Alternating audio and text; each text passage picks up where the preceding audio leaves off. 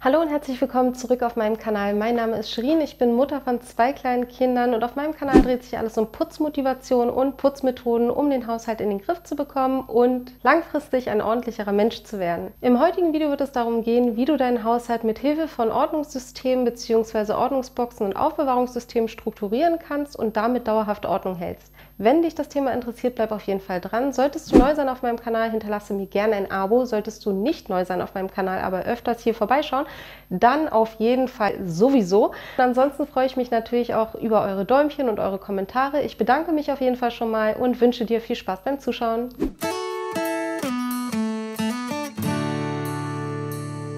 Ich habe 3 Gründe dafür gefunden, warum es uns schwerfällt, Ordnung zu halten. Der erste Punkt ist, wir besitzen zu viele unnütze Dinge und müssen uns unbedingt davon trennen. Dazu schau dir gerne nochmal mein Video von der letzten Woche an. Ich habe dir den Link dazu nochmal in der Infobox verlinkt, solltest du es verpasst haben. Der zweite Punkt ist, uns fehlen entsprechende Gewohnheiten, denn Ordnung halten ist eine Routine, die zur guten Gewohnheit wird. Darum wird es im nächsten Video gehen, also von daher aktiviere auf jeden Fall die Glocke, damit dieses nicht verpasst. Und drittens, und das ist das Thema des heutigen Videos, unsere Sachen haben keinen festen Platz und feste Struktur. Und das müssen wir in den Griff bekommen. Kategorisieren und strukturieren ist auf jeden Fall ein sehr wichtiger Prozess auf dem Weg zur Ordnung und wenn du erstmal damit angefangen hast, dann kann dich das auf jeden Fall richtig weiterbringen und es wird dir auch Spaß machen, die Ordnung zu halten. Du kennst es vielleicht auch, du willst irgendwas zurückräumen in eine bestimmte Schublade, du öffnest sie, siehst, da ist kein Platz drin und dann packst du dieses Teil dann doch irgendwo anders hin, wo es eigentlich nicht reingehört, einfach nur, um es aus dem Weg zu haben. Und genau so schleicht sich allmählich Unordnung ein. Wenn alles einen festen Platz hat, dann kommt es gar nicht erst so weit, dass eine Schublade vollgestopft ist mit allem möglichen Gedöns. Und wenn du jeden Bereich, jeden Schrank, jede Schublade unterteilst mit Hilfe von Kisten, Schachteln und Ähnlichem, kannst du deine Sachen besser organisieren und strukturieren. Du wirst die Sachen besser wiederfinden können und du wirst auf jeden Fall auch die Sachen besser aufräumen können, weil halt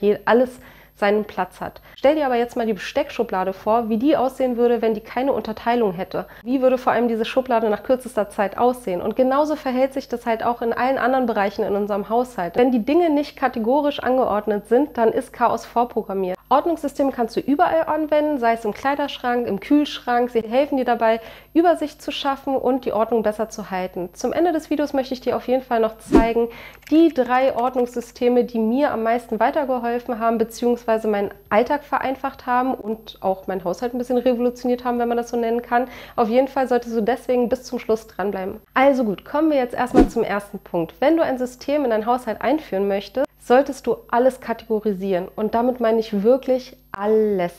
Einiges kategorisieren wir schon aus der Gewohnheit heraus, wie zum Beispiel das Besteck oder Socken und Unterwäsche. Diese Sachen landen meistens dorthin, wo sie auch wirklich hingehören. Oder wir packen zum Beispiel auch Tassen nicht zu den Töpfen oder umgekehrt, weil diese Dinge auch einen festen Platz haben, selbst meistens in einem chaotischen Haushalt. Wie du siehst, wir befolgen dieses Prinzip schon in gewissen Ansätzen, aber meistens halt nicht im gesamten Haus. Wenn wir aber in allen Bereichen so organisieren würden und einführen, dass die Sachen alle ihren festen Platz haben, dann wird es uns leichter gelingen, Ordnung zu halten. Wenn du also anfangen möchtest, deinen Haushalt zu kategorisieren, solltest du erstmal damit anfangen, die Gedanken zu machen, was gehört alles zusammen, wie macht es am meisten Sinn und welche Sachen muss ich zusammenführen und diese Bedarfsbündel dann auch wirklich an einem und demselben Platz lagern. Ich hatte zum Beispiel früher unser Geschenkpapier in Tüten hinter der Schlafzimmertür, Kräuselband hatte ich in der Schublade im Schlafzimmer, die Schere war in der Küche und mein Tesafilm war im Flur. Bis wenn ich was einpacken wollte, muss ich erstmal alles zusammensuchen, wenn ich es dann überhaupt gefunden habe.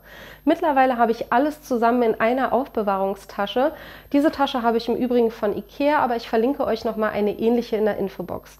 Diese Tasche habe ich bei uns im Schlafzimmer in einem Schrank und dieser Schrank ist eigentlich der Schrank des Grauens. Da war immer alles Mögliche drin gewesen und sehr unübersichtlich. Mittlerweile habe ich auch da jetzt alles kategorisiert in Kisten. Zwar ist das immer noch nicht schön, aber es ist auf jeden Fall übersichtlicher als vorher. Und als ich diesen Schrank organisiert habe, habe ich schon mir überlegt, wie macht es am meisten Sinn? So habe ich jetzt zum Beispiel in diesem Schrank die Tasche mit den Geschenkpapieren, aber auch alles andere, was am Partyzubehör da ist. Girlanden, Luftballons, all das ist auch in Aufbewahrungsboxen in diesem Schrank. Und es gibt viele Bereiche im Haushalt, wo es Sinn macht, Sachen nach Bedarfsbündeln zu organisieren, wie zum Beispiel auch in der Küche mit den Gewürzen. Auch die sind ja meistens beieinander. Oder man könnte zum Beispiel auch Backutensilien so einrichten, dass die halt auch alle beieinander sind. All das macht das Ordnen auf jeden Fall einfacher. Natürlich sollte man auch, wenn man neu organisiert, sich wieder von alten Sachen trennen, die man nicht benutzt oder die kaputt sind oder die man nicht braucht. Und wenn man dann an die Schränke und Schublade geht und diese gut durchstrukturieren möchte, dann muss man sich wirklich Gedanken machen, alles, was zusammengehört, wirklich an ein und demselben Platz zu lagern. Wie zum Beispiel Deko, Weihnachten, Ostern etc. an der gleichen Stelle. Oder Ladegeräte, Kabel und so weiter auch an der gleichen Stelle und nicht in verschiedenen Räumen oder an verschiedenen Plätzen. Bevor ich euch gleich noch zeige, welche 3 Systeme sich bei mir am besten bewährt haben, möchte ich noch kurz was zu Ordnungsboxen und Aufbewahrungssystemen sagen. Ordnungsboxen helfen uns dabei, die Sachen zu sortieren und ihnen einen festen Platz zuzuteilen. Mit diesen Ordnungshelfern schaffst du nicht nur Struktur und Übersicht, sondern auf jeden Fall auch Ordnung. Ich benutze sie in unseren Kleiderschränken, vor allem sehr gerne bei den Kindersachen. Da benutze ich die Scoop-Boxen von Ikea. Sie helfen mir zum einen bei der optischen Trennung verschiedener Kleidungsstücke, sie helfen mir aber auch in tiefen Schränken dabei, den Überblick zu bewahren. Vor allem, wenn ich irgendwie mal was aus der hintersten Ecke aus dem Schrank vorholen will, kann ich die Box herausziehen und dahinter greifen, anstatt dass ich hinter einem Stapel Wäsche greife und dabei alles umschmeiße. So kann also auch schon wieder weniger Unordnung entstehen und es ist auf jeden Fall alles übersichtlich. Im Kinderzimmer haben wir zudem auch noch das IKEA Trofast-Regal mit verschiedenen Schubladen. Hier habe ich auch jedes Fach kategorisch angeordnet. Zum Beispiel sind Lego-Steine in einer Schublade, in einer anderen Schublade habe ich nur Autos oder Puppen und so weiter.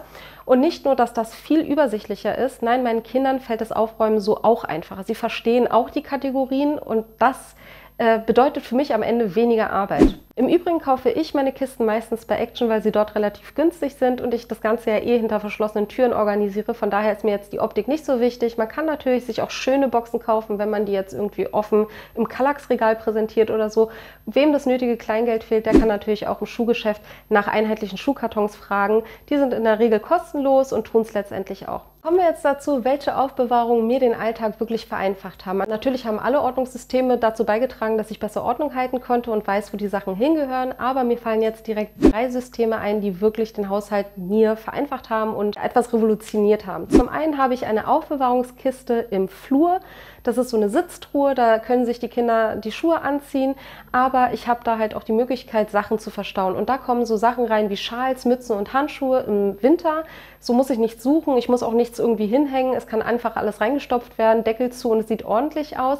Und ich finde halt auch alles wieder schnell wieder. Es liegt nichts rum, also für mich perfekt. Im Sommer haben wir da übrigens so unsere Sonnenmützen oder Sonnenhüte für den Kindern und so drin. Die zweite revolutionäre Veränderung in unserem Haushalt war die Fächermappe für unseren Papierkram. Wir haben früher nämlich immer die Post auf unserem Schuhschrank im Flur gestapelt und irgendwann an Tag X musste ich dann für Stunden alles abheften, lochen und so weiter und ich habe es wirklich gehasst und mittlerweile habe ich eine Fächermappe im Schuhschrank mit verschiedenen Kategorien, wonach wir dann die Post halt einsortieren können.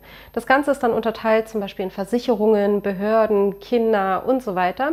So haben wir zum einen erstmal alles aktuelle griffbereit und abheften spare ich mir dann auch, da die Fächermappe am Ende des Jahres einfach mit dem Jahr beschriftet wird und so auch wegkommt. Das Einzige, was ich dann rausnehme und separat abhefte, ist für die Steuer. Aber dazu habe ich auch nochmal ein ausführlicheres Video gemacht. Da kannst du gerne nochmal in die Infobox schauen, da habe ich dir das Video auch noch verlinkt. Meine dritte Erneuerung oder Strukturierung, mit der ich sehr glücklich bin, ist die Aufbewahrung für unsere Medikamente.